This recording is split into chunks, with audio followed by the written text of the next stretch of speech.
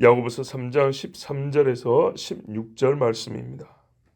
너희 중에 지혜와 총명이 있는 자가 누구냐? 그는 선행으로 말미암아 지혜의 온유함으로 그 행함을 보일지니라. 그러나 너희 마음속에 독한 시기와 다툼이 있으면 자랑하지 말라. 진리를 거슬러 거짓말하지 말라. 이러한 지혜는 위로부터 내려온 것이 아니요 땅 위의 것이요 정욕의 것이요 귀신의 것이니 시기와 다툼이 있는 곳에는 혼란과 모든 악한 일이 있음이라. 아멘. 너희 중에 그랬습니다. 너희가 누굴까요? 이 편지를 받는 모든 사람이겠죠. 조금 더 좁히면 이 3장을 시작할 때 뭐라 하냐면 선생되려 하는 자들아 그랬단 말이죠. 선생되려 하는. 그런데 이 편지를 받는 일반 독자가 따로 있고 선생되려 하는 자들이 따로 있는 게 아니라 그 일반 독자들, 그 공동체 안에 특별히 선생되고자 하는 무리가 들어있는 거죠.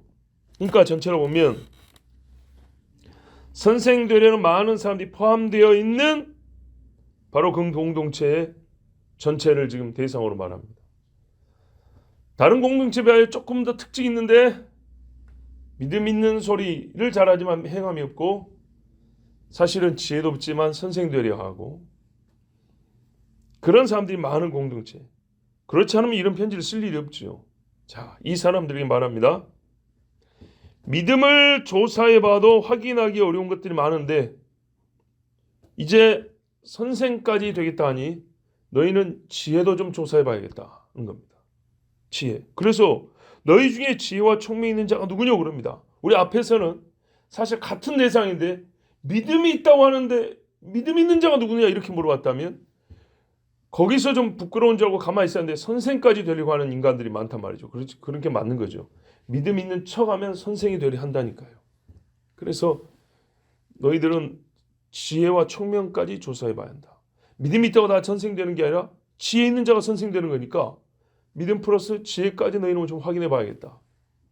자, 믿음도 행위로 보이는 것처럼 지혜도 이 속에만 들어있는 게 아니라 나오는 거란 말이에요. 솔로몬이 지혜가 있으니까 백성을 다스림으로 나오잖아요. 보자 그랬어요. 선행으로 말미암아 지혜의 온유함으로 그 행함을 보일지니라. 이게 문법적으로 좀 어렵습니다. 문법적으로 어려운데 문법은 어렵지만 무슨 말인지 못 알아먹는 건 아니죠. 굉장히 쉬운 이야기죠. 뭐라 그래요? 선행이 나와야 한다는 거예요. 선행.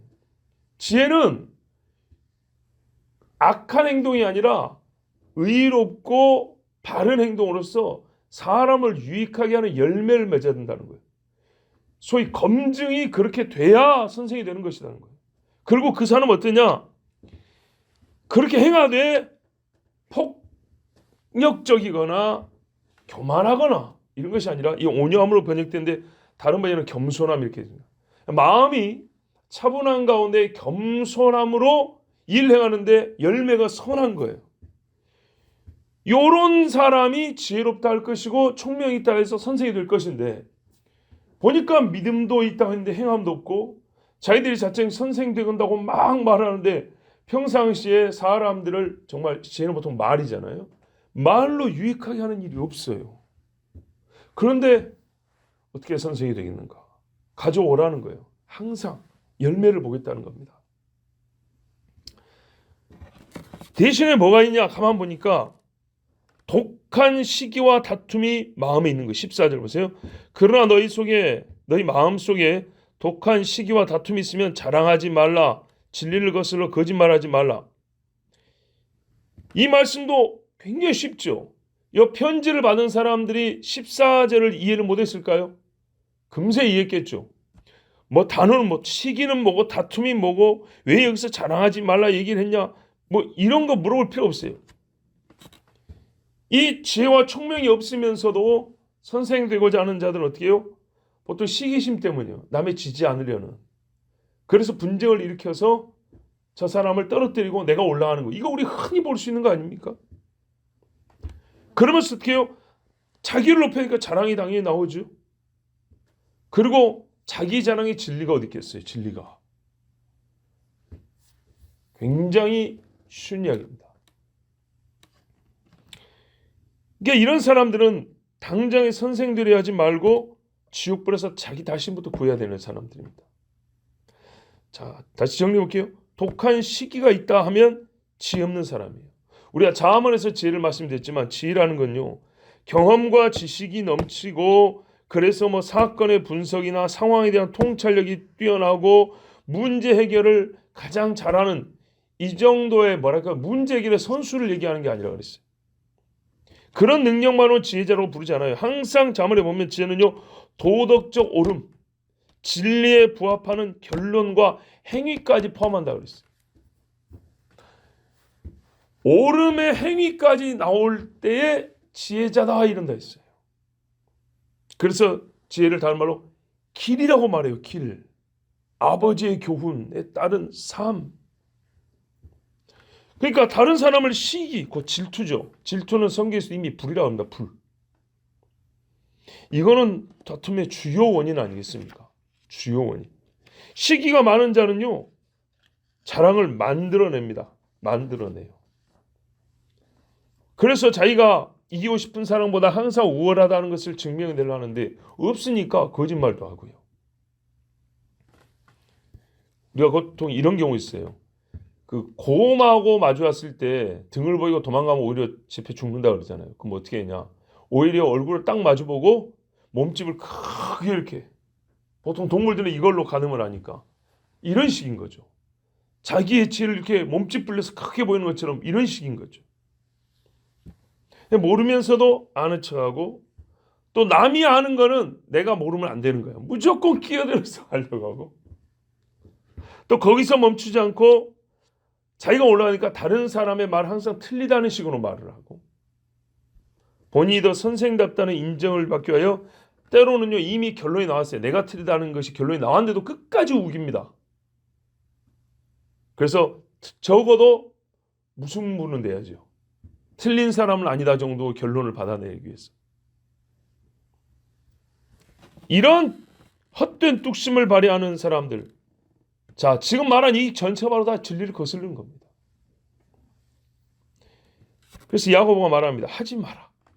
제발 그런 짓 좀 하지 마라. 그건 영광을 더하는 것이 아니라 심판을 더하는 것이니까 하지 마라 그럽니다. 독한 시기론요 절대 지혜를 증명하지 못합니다. 다툼을 유발하는 것은 총명이 아닙니다. 하면 할수록 저 사람 참 무지하구나, 악하구나, 지혜가 없구나, 그런 소리만 윙윙거릴 뿐입니다. 자, 이 지혜 정의를 내립니다. 15절. 사실 지혜가 아니니까 지혜란 말을 붙이면 안 되지만, 복음이 아니니까 복음이란 말 자체를 붙이면 안 되지만, 그리고 딱히 용어가 없으니까 다른 복음 이렇게 말한 것처럼 이 가짜 지혜라고 해요. 이 가짜 지혜는 뭐냐? 우리 번역은 참 부드럽게 돼 있어요. 뭐라 그래요? 땅 위의 것이요, 정욕의 것이요, 귀신의 것이요. 옛날 번역이 우리 한국말에서 세상적이요, 정욕적이요, 마귀적이니 이랬어요. 훨씬 더 쫙쫙 와닿죠. 세상에서 난 것을 기반으로 합니다. 세상에서 재료를 얻지 못했다면 그런 모양도 못 냈을 건데 세상에서 주워 모은 것으로 흉내낸 것들입니다. 정욕의 양념을 쳐가지고요, 마귀에게 가져다 바치는 지혜입니다. 마귀가 좋아하는 일을 해서 결론을 얻어낸 그런 지혜. 지혜라는 모양을 가졌지만 경륜의 능력이 없듯이 지혜의 능력이 없는 흉내낸 가짜 지혜입니다. 고린도후서에 보니까 속지 말라. 마귀도 사탄도 광명의 천사로 가장하나니 그랬어요. 와, 천사로 가장한대요. 크게 속을 수가 있죠. 그런 것처럼 하나님의 지혜로 가장한 마귀 지혜가 있어요. 하늘에서 내려온 지혜, 하나님이 주신 지혜는 절대 시기에서부터 시작하지 않습니다. 시기에서 유발된 이 가짜 지혜란 말이죠. 다툼의 과정을 거쳐서 끝내 인정받고자 하는 지혜자, 곧 선생님이라 소리. 그러나 하나님에서 주신 지혜는요, 시기에서 시작하잖아요. 세상에서 시작하잖아요.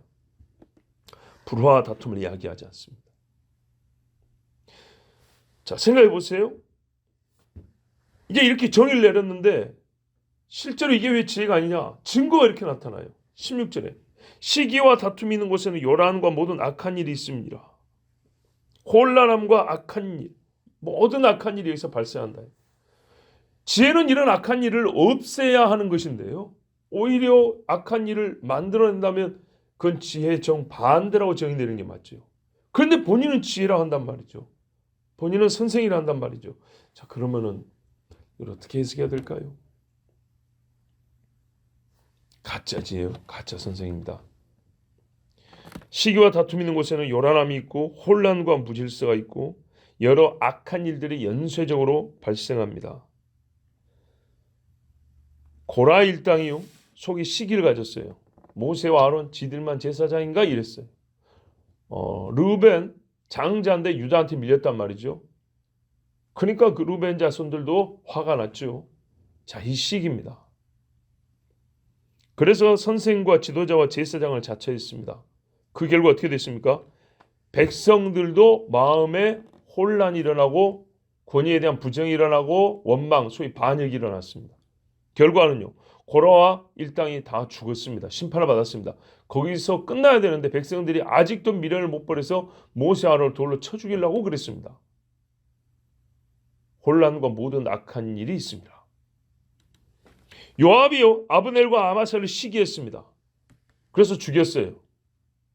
다니엘을 시기한 메대와 바사의 통치자들, 그 시대의 지혜와 명철하다는 그 나라의 엘리트들이요. 다니엘을 시기해서 악법을 만들어 사자밥이 되게 하려고 했어요. 예수님의 제자들 중에도요. 누가 상좌에 앉을 것이냐? 좌편에 우편에 이렇게 시기해가지고 그들 가운데 좋은 일이 있었습니까? 그들이 변화받지 못했다면 정말 세상의 가장 추악한 종교로 끝났을 겁니다. 자, 아까 말한 이 몇 가지 시기의 예들, 그 결과들이 좋은 거에 어디 있습니까? 본인들은 다 망했고요. 참 지혜자들은 높여졌습니다. 근데 우리가 이제 조심해야 할 게 하나 있습니다. 시기와 분리된 다툼에 대해서는 분별이 필요하다는 겁니다. 그러니까는요. 시기로 시작한 다툼이 있고요. 시기와 상관이 없는 다툼이 있어요. 예를 들면 가나안 땅을 12명이 정탐하고 왔는데 경론이 벌어졌어요. 10대 2로. 서로 물러서지 않고 심히 다퉜어요. 다툼의 당사자가 이 10명과 2명입니다. 그래서 백성들이 요란하게 되었고, 그렇죠. 백성들 가운데도 싸움이 일어났습니다. 그러면 이 10명 대 2명이 다 잘못된 건가요?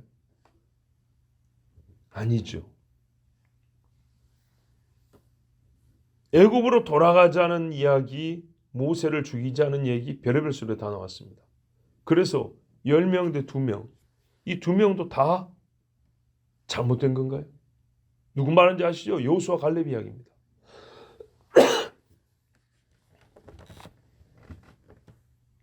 이 다툼의 원인이 되었다. 그렇게 보고 여호수아 갈렙도 이스라엘의 지도자가 될 수 없다. 그래야 되는가요? 아니죠. 이 두 사람들은요. 시기심에서 그렇게 말한 게 아니에요. 다툼을 일으킨 게 아니었어요. 10명이 먼저 다툼을 일으켰어요. 성경에 뭐래요? 두려우면 형벌이 있습니다.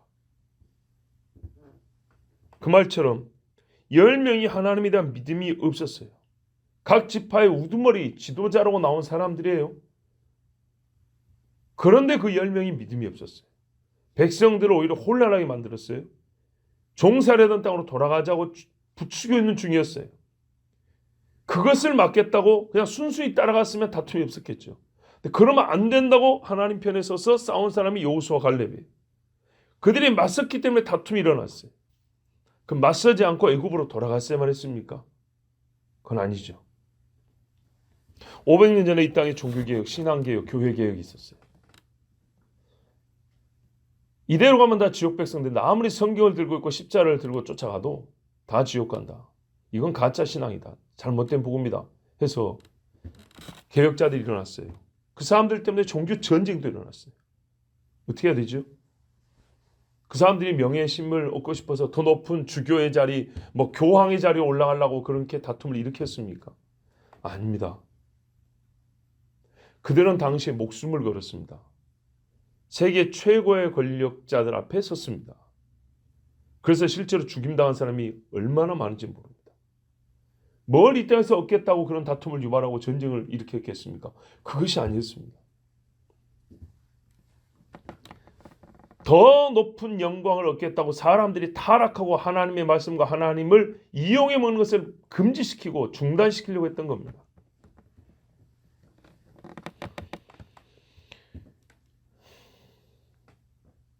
마귀는요. 자, 그래서 우리 그런 다툼을 분별해야 된다는 얘기입니다. 마귀는요. 천사로 가장할 수 있습니다. 광명의 천사로 가장하니. 에덴 동산에 나온 사탄도 빛나는 자로 왔다 그랬습니다. 흉측한 동물로 보이는 게 아니었습니다. 왜 광명의 천사로 가장할 수 있을까요? 본래 천사였잖아요. 본래 천사니까 얼마나 그거 왕년의 모습 흉내만 내는 건데요. 뭐 그걸 못하겠어요. 죽은 사무엘을 흉내내잖아요. 선지자 흉내를 낸다고요. 거기다가 사무엘이 할 법한 이야기까지 흉내내잖아요. 마귀는 하나님의 목소리도 모사낼 수 있어요. 하나님의 음성 듣게 하고 이상한 데 빠진 사람이 한두 명이 아니에요. 하나님이 말씀하실 수 있지만 자기들의 어떤 인위적인 방법, 조금 더 지나치게 표현하면 수법이 있어요. 이 테크닉을 쓰면 하나님이 그때그때마다 응답해 준다는 그런 아주 놀라운 그 자기들만의 지혜를 갖고 있는 사람도 있어요. 그런데 여러분, 모사도 가능하고 흉내도 가능한데요. 절대 바뀌지 않는 게 있습니다. 열매입니다. 열매. 열매는 바뀌지 않습니다. 뿌리는 땅속에 들어서 잘 안 보이죠. 가지는 여기저기 접붙이고 그러면은 이파리가 무성하면 그 속에 썩은 게 잘 안 보일 수도 있습니다. 열매는 못 바꿉니다. 뿌리와 열매는 하나거든요.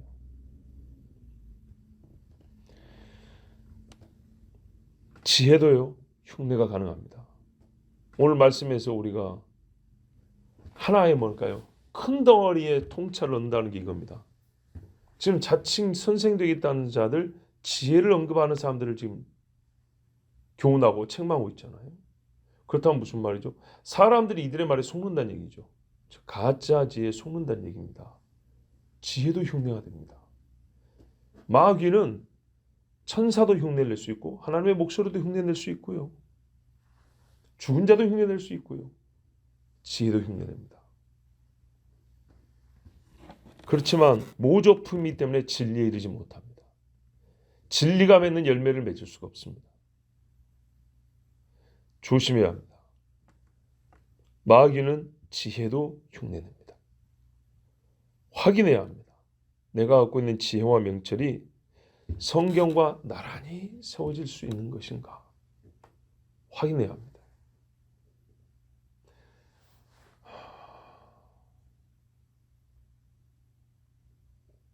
주여,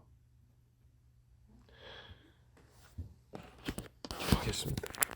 하나님 아버지, 감사합니다. 오늘도 귀한 자애들을 부르시고 참 하나님이 사랑하는 자애들을 부르셔서 지혜를 가르쳐야 하고 지혜 행사를 해야 하는 우리 교회, 정말 아버지 앞선 세대와 이어가는 세대를 부르시고 하나님께서 교회를 사랑하사 여호수아 갈렙 세우듯이 적은 무리의 지혜자들을 주 하나님 세우시기로 작정하시고 또한 선한 일을 행할 수 있도록 능력과 합력하는 선을 주셔서 감사합니다. 좋으신 하나님, 우리가 그럴듯한 말에 속아서 자기 자신의 신앙이 떨어짐을 알면서도 방관하는 무지가 없게 하시옵고 우리가 죄로 가는 줄 알면서도 인간의 정 때문에 행여나 주님 자기 영혼의 멸망에까지 일까 두렵사오니 막아주시옵고 선을 행하다가 낙심하는 자가 없게 하시옵고 더욱 힘을 내고 아버지 달려가는 힘을 더하는 추동력을 주셔서 더 빨리 더 힘있게 십자가의 길을 따라가는 주의 종들이 되게 하옵소서. 다만 우리는 홀로 가지 않냐고 교회로 갑니다. 온 교회가 하나 되어서 주님을 정말 바르게 잘 따라갈 수 있도록 도와주시옵소서. 예수 그리스도 이름으로 기도하옵나이다. 아멘.